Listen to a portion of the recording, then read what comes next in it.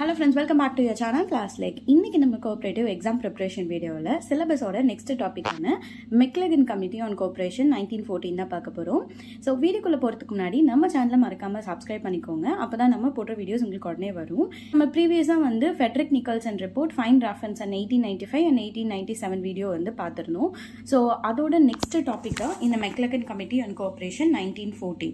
Okay, இப்போ வந்து Maclagan committee on cooperation 1914 எதுக்காக உருவாக்குனாங்க அப்படின்னு பார்த்தீங்கன்னா, கூட்டுறவு இயக்கம், அதாவது கோஆபரேட்டிவ் மூவ்மெண்ட் வந்து கரெக்டாக செயல்படுதா, கோஆபரேட்டிவ் மூவ்மெண்ட்டை டெவலப் பண்ணுறதுக்கு வேறு என்னென்ன வேஸ் இருக்குது, என்னென்ன வழிகள் இருக்குது அப்படின்றதெல்லாம் சொல்கிறதுக்காக தான் இந்த குழுவை வந்து அமைச்சிருப்பாங்க.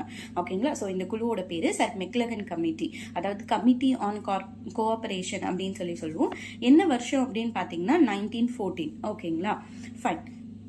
இந்த குழுவில் என்ன சொல்லியிருப்பாங்க அப்படின்னு பார்த்தீங்கன்னா, கல்வி அறிவின்மை, அதுக்கப்புறம் பொதுமக்களின் அறியாமை, அதுக்கப்புறம் நிதி முறைகேடு, அப்புறம் வந்து கடன் வழங்குவதில் மிதமிஞ்சின காலதாமதம், ஸோ இந்த மாதிரியான ஒரு சில குறைபாடுகள்லாம் சொல்லியிருப்பாங்க. அந்த குறைபாடுகளை கவனித்து அதை சரி பண்ணால் வந்து நம்மளோட கோஆபரேட்டிவ் மூவ்மெண்ட் வந்து இன்னும் நல்லா டெவலப் ஆகும் அப்படின்னு சொல்லியிருப்பாங்க. இந்த மெக்லகன் கமிட்டி, அதாவது மெக்லகன் கமிட்டி ஆன் கோஆபரேஷன் 1914ல் என்ன ரெக்கமெண்டேஷன்ஸ், அதாவது என்ன அறிக்கை கொடுத்துருப்பாங்க அப்படின்னு பார்த்தீங்கன்னா, cooperation is the only pancreas for all rural ills.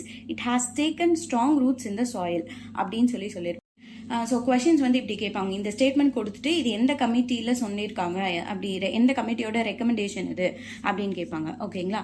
Next என்ன சொல்லியிருப்பாரு அப்படின்னு பார்த்தீங்கன்னா, ஏரியா ஆஃப் ஆப்ரேஷன், அதாவது விவகார எல்லை வந்து கொஞ்சமாக, அதாவது சிறிதாக இருக்கணும் அப்படின்னு சொல்லியிருப்பாங்க. அதே மாதிரி ஒரு சொசைட்டிக்கு ஒரு வில்லேஜ், அதே மாதிரி ஒரு வில்லேஜுக்கு ஒரு சொசைட்டி தான் அப்படின்றதும் ரெக்கமெண்ட் பண்ணியிருப்பாரு. அதுக்கப்புறம் வந்து உறுப்பினர்களோட நேர்மை தான் வந்து ரொம்ப முக்கியம் அப்படின்றிருப்பாரு. அப்புறம் நேர்மையை வச்சு தான் வந்து கடன் வழங்கணும் அப்படின்னு சொல்லியிருப்பாரு. உறுப்பினர்களுக்கு மட்டும்தான் கடன் வழங்கணும் அப்படின்னு சொல்லியிருப்பாரு. அதாவது மெம்பர்ஸ்க்கு மட்டும்தான் உங்களுக்கு வந்து கடன் கொடுக்கணும் அப்படின்னு சொல்லியிருப்பாரு. அதே மாதிரி கொடுக்குற கடன் வந்து ப்ரொடக்டிவ் பர்பஸ்க்காக இருக்கணும், அதாவது உற்பத்தி பண்றதுக்கான காரணங்களுக்கு மட்டும்தான் கடன் கொடுக்கணும் அப்படின்னு சொல்லியிருப்பாரு. நெக்ஸ்ட் வந்து திருப்பி செலுத்துற திறன் இருக்கா அப்படின்னு வந்து பார்த்துட்டு தான் வந்து நம்ம கடன் கொடுக்கணும் அப்படின்னு இருப்பாரு. அதாவது ரீபேயிங் கெப்பாசிட்டி இருக்கா அப்படின்னு பார்த்துட்டு தான் கடன் கொடுக்கணும் அப்படின்னு இருப்பாரு. அப்புறம் உறுப்பினர்கள் கிட்ட, மெம்பர்ஸ் கிட்ட வந்து சேவிங்ஸ் வந்து கிரியேட் பண்ணணும் அப்படின்னு சொல்லியிருப்பாரு. அப்புறம் கடனுக்கு வாங்குற அமௌண்ட் கடனுக்கு மட்டும்தான் செலவு பண்ணணும் அப்படின்றது சொல்லியிருப்பாரு. கோஆபரேட்டிவ் எஜுகேஷனுக்கு வந்து இம்பார்ட்டன்ஸ் கொடுத்துருப்பாரு. அதுக்கப்புறம் வந்து 1 member 1 vote வந்து கண்டிப்பாக நம்ம ஃபாலோ பண்ணணும் அப்படின்னு சொல்லியிருப்பாரு.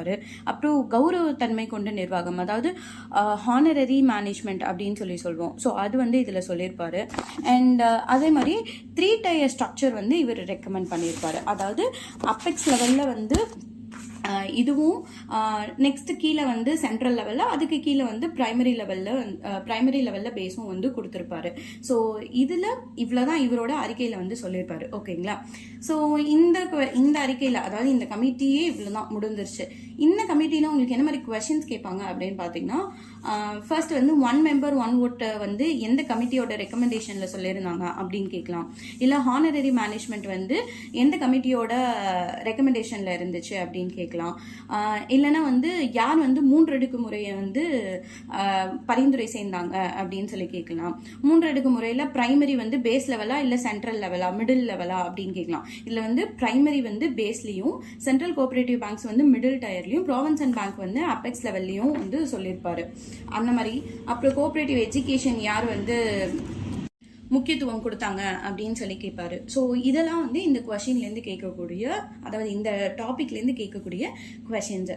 ஸோ ஓகே, ஸோ அவ்வளோதான். இன்னைக்கு வந்து மெக்லகன் கமிட்டி ஆன் கோஆபரேஷன் 1914ஓட டாபிக் வந்து நம்ம பார்த்துருக்கோம். ஸோ இதில் உங்களுக்கு ஏதாவது டவுட்ஸ் இருந்துச்சு அப்படின்னா கீழே கமெண்ட் செக்ஷனில் கேளுங்க, இல்லை வாட்ஸ்அப்பில் கூட கேளுங்க. அண்ட் இதே மாதிரி நெக்ஸ்ட் வீடியோவில் நான் உங்களுக்கு Royal commission on agriculture in India 1928 பற்றி சொல்கிறேன். ஸோ இல்லை அதுக்கு நடுவில் உங்களுக்கு வேறு ஏதாவது ஒரு டாப்பிக்கை பற்றி வேணும் அப்படின்னா அதையும் கீழே கமெண்ட் செக்ஷனில் சொல்லுங்கள், நான் அதுலேயும் வீடியோ போஸ்ட் பண்ணுறேன். ஓகே ஃப்ரெண்ட்ஸ், தேங்க்யூ ஃபார் வாட்சிங் மை சேனல். பாய்.